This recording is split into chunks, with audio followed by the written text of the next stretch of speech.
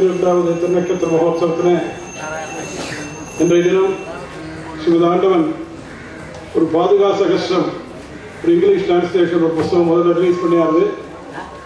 அதை பற்றி இப்போ ஆண்டவனே சாதிச்சாக முதல்ல இந்த புத்தகத்தை ரிலீஸ் பண்ணுற போது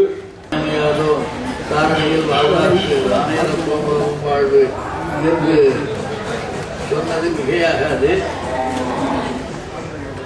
மிகச்சிறந்த சுவாமி எல்லாமே சிறந்ததுதான். இருந்தாலும் மற்றவராலே செய்ய முடியாததும் காப்பி கூட அடிக்க முடியாது.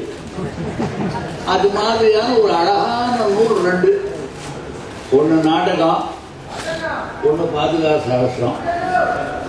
இந்த பாதுகா சாஸ்திரம் அது ஒரு வேடிக்கை. புனர்வசு புஷ்யம், விசாகம் அனுஷம். ஆகவே புனர்வசுக்கு புஷ்யம் வந்தது. எதுவைக்கம் விசேஷத்தை பிருத்திவியாம் பிருத்தித்தோ ராகவ பாதுகா பிரபாவா.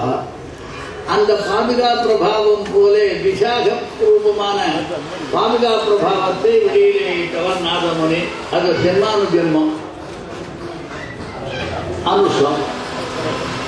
ஆகவே இப்படி ஏதோ எம்பெருமானுடைய சங்கல்பத்தினாலே மிக அழகாக ஏற்படுத்தப்பட்டது இது. அதிலே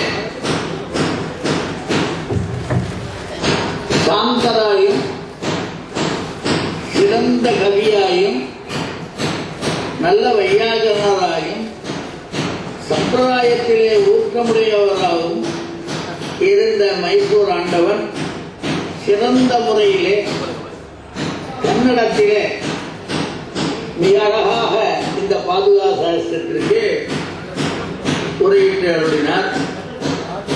அது எல்லோருக்கும் வர வேண்டும் என்ற ரீதியிலே பல மொழிகள் தெரிந்து கொள்ள வேண்டும் என்ற நிலையில ராமப்பிரியன் என்பவர் அது பகுரியாவும் வச்சுக்கலாம், தத்புருஷனாகவும் வச்சுக்கலாம். ஏன்னா ராமஹா பிரியா எஸ்யா ராமப்பிரியா, ராமஸ்ய பிரியா ராமப்பிரியா, அல்லது ராம ஏவ பிரியா எஸ்ன்னு அப்படி கூட பண்ணிக்கலாம். அவை அப்பேற்பட்டவர் நல்லவேளை ராமா பிரியான்னு இல்லாத போச்சு. ஏன்னா அப்பேற்பட்ட ரமா ராமா ராமாயணி சொல்றதுக்கு பேர் தான் ஒரு ஜாகரக பாடமா பாடுறார். அது மாதிரி இல்லாமல் மிக சிறந்த முறையிலே எல்லோரும் தெரிந்து கொள்ளும் வண்ணம் எல்லாருக்கும் சிறந்த வழியிலே அப்படியே நிழலும் பருந்தும் நிழலும் போலே என்று சொல்வார்கள்.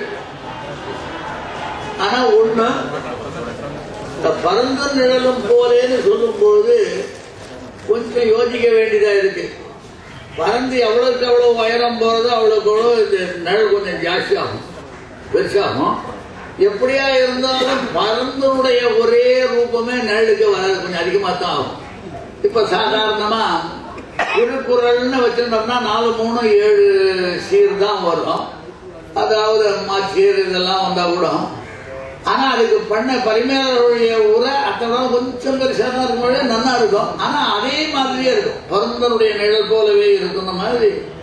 இதே மாதிரி கண்டத்தில் எழுதிய மிக சிறந்த உரை ஓரளவுக்கு நன்றாக எல்லோருக்கும் புரியும் வண்ணம். அதனால சிம்பிள் லாங்குவேஜ்னு சொல்லுவேன். எங்க ஒரு காலத்துல இந்த மினர்வா பரசுராமன் ஒருத்தர் இருந்தார்.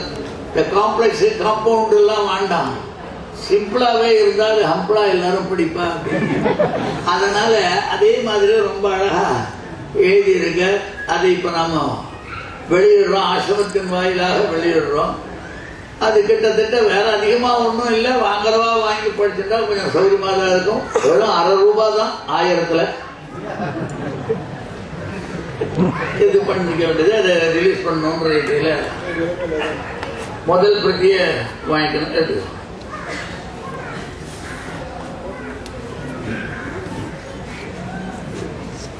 ஒரு ரங்காச்சாரமா முதல் இங்கிலீஷ் படித்து போட்டு கொடுக்கலான்னு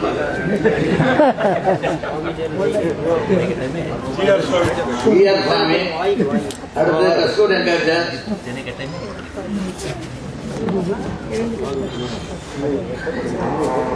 இல்ல அங்கேயும் கொடுத்துட சொல்லிடுறாங்க முடியாது. ராமானுஜ மகாதேசிகாய நமஹ.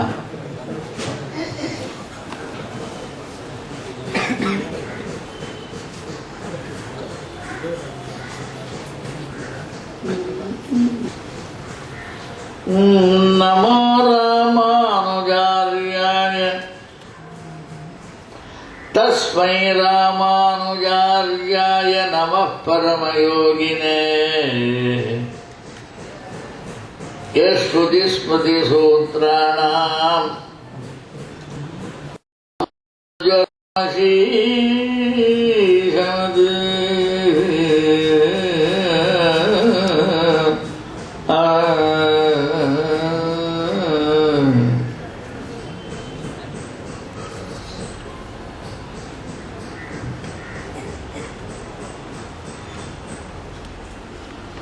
ஆச்சாரியனான எல்லோருக்கும் ஆச்சாரியனான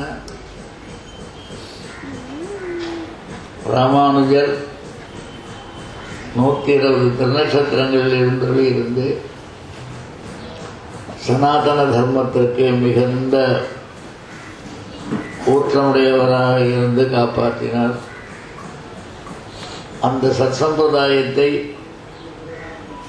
காப்பாற்றி வருபவர்களிலே ஆண்டவன் சம்பிரதாயமும் ஒன்று. அதிலே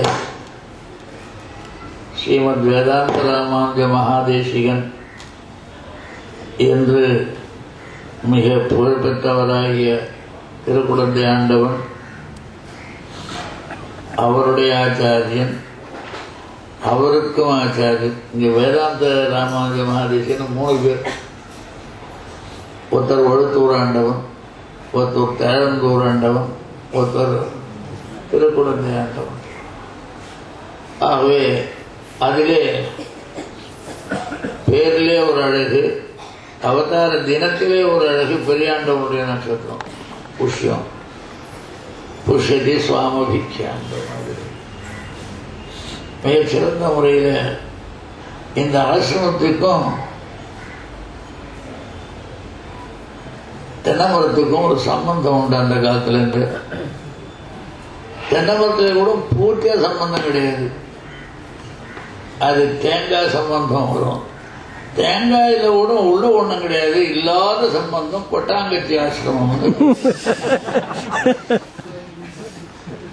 அந்த கொட்டாங்கச்சி ஆசிரமத்தை மற்றவெல்லாம் கொட்டாவி விட்டு பார்க்குற மாதிரி பல இடங்கள்ல நடந்து கிடந்து ஆசிரமத்தெல்லாம் அமைச்சு ஓரளவு அந்த காலத்தில் சில சமயங்களில் பெரியாண்டவன் சில இடங்கள்ல எழுந்துள்ளிருக்கார் கர்நாடக பிரதேசத்தில்.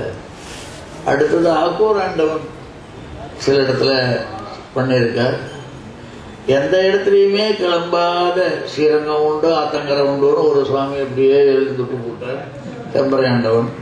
இதெல்லாம் எல்லாத்தையும் ஏற்ற கைசி இது ஏதாவது பண்ணணும் அப்படின்ற ரீதியில் ஒரு உத்வேகத்தை பண்ணி அழகாக எல்லா இடத்துலையும் முதல்லேருந்து ஆரம்பித்து கடைசி, அதாவது பூர்வாசிரமத்திலையும் சில காரியங்கள். இந்த ஆசிரமத்தை ஸ்வீகாரம் பண்ணாவிட்டாலும் கூட வெறும் பாதகமில்லாத பாத யாத்திரையாகவே பண்ணி எல்லா இடத்துலையும் நிறுவன பெருமை திருக்குழந்தை ஆண்டவனையும் சாரும். அப்பேற்பட்ட மகான் பல காரியங்களை செய்திருக்கின்றார். நம்முடைய சம்பிரதாயத்தை ரட்சிப்பதற்காக அதிகம் பேருக்கு காலக்ஷேபங்கள் சொல்லியிருக்கின்றார். காலக்ஷேபம் சொன்னதோடு இல்லாமல் அதற்கு தகுந்ததான புஸ்தகங்களையும் தானம் செய்ததோடு இல்லாமல் பழைய கிரந்தங்களையும் வெளியிட்டு வருகின்றவர்களுக்கு வழிகாட்டியாகவும் அமைந்திருக்கின்றார். ஆகவே அவருடைய மிகச்சிறந்த அருள் வலிமையினாலே இந்த ஆசிரமமும் ஆசிரமத்தை சார்ந்தவர்களும் அபிமானிகளும் மற்றவர்களும் மிகச்சிறந்த முறையிலே எம்பெருமானுடைய அருளை பெற்று மேலும் மேலும் வளர்வதற்கான வழிவகைகளை திருக்குழந்தை ஆண்டவனே அங்கிருந்தே சங்கல்பிப்பார் என்று சொல்லி முடித்துக் கொள்கின்றேன். சிம்மாய கல்யாண முழுதாலினி சுமதே வெங்கடேசாய வேதாந்த ஒரு வேணும்.